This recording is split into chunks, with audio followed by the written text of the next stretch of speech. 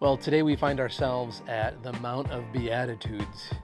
And this is the place where Jesus gives his Sermon on the Mount in Matthew 5 through 7. It's where we hear those phrases, "Blessed are the poor in spirit, blessed are the meek, blessed are those who hunger." It takes place somewhere within this location. It's where he shares, "Blessed are those who hunger and thirst for righteousness." It's also where he talks about salt and light and talks about how we are called to be salt in a world that is losing flavor. It's where he talks about how we're called to be light in darkness.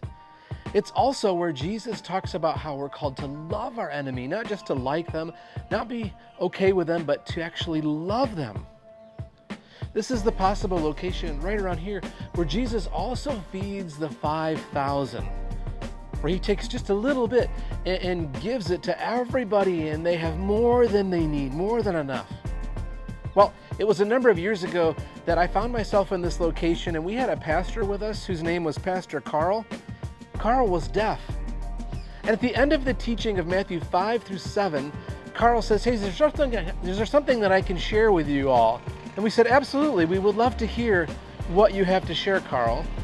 And Carl says, "Do any of you know what happens at the end of the Sermon on the Mount? What happens in Matthew 8? And so we all turn to Matthew 8, and Carl says, "I want to add a little piece here." He says, if you take a look at the Sermon on the Mount and you look at what happens in chapter 8, the very next thing that Jesus does is he reaches out and he touches a leper's hand. Now, the religious leaders in Jesus' day would have been separate from the people.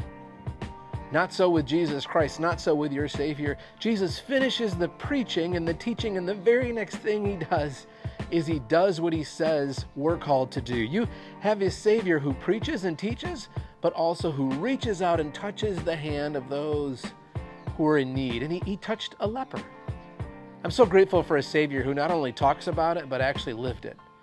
And so remember, friends, that you have a Savior who loves you and extends his hand to you today and says, "Come to me." Thanks so much for listening. Hopefully again, you'll drop in next time at a new location. God bless.